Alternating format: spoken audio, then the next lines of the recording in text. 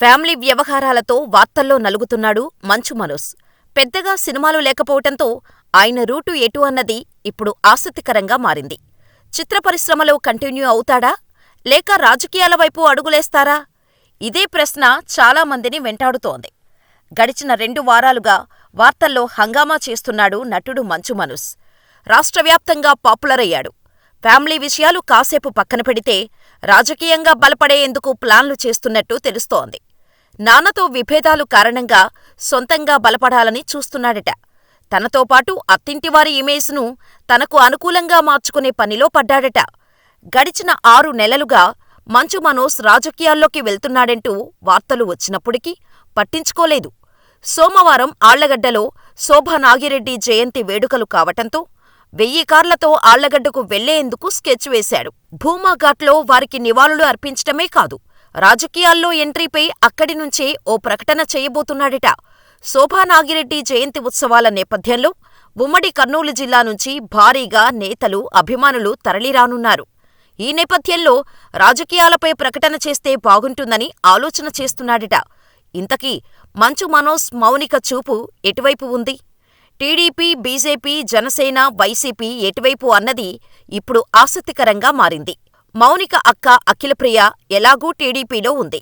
మనోజ్ అన్న విష్ణు, జగన్తో సన్నిహిత సంబంధాలు ఉన్నాయి. బీజేపీతో మోహన్ బాబు టచ్లో ఉన్నారు. ఇకపోతే జనసేన ఒక్కటి మాత్రమే మిగిలింది. మనోజ్ ఫ్యామిలీ నుంచి వెలువడుతున్న సంకేతాల మేరకు జనసేన వైపు వెళ్లాలని భావిస్తున్నట్టు తెలుస్తోంది. ఇప్పటికే అధినేత పవన్ కళ్యాణ్తో మంతనాలు జరిపినట్టు తెలుస్తోంది. మంచు మనోజ్ తొలి నుంచి పవన్ కళ్యాణ్తో సన్నిహితంగా ఉన్నాడు.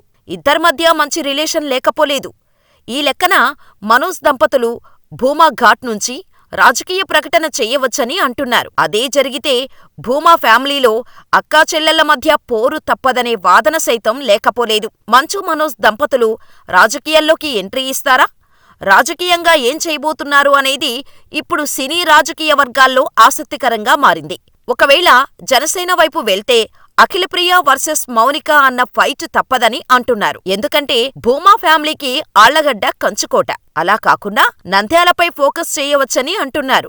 రాజకీయ ప్రకటన తర్వాత వారు చేసే సర్వీసును బట్టి ఏ నియోజకవర్గం అనేది డిసైడ్ అవుతుందని అంటున్నారు.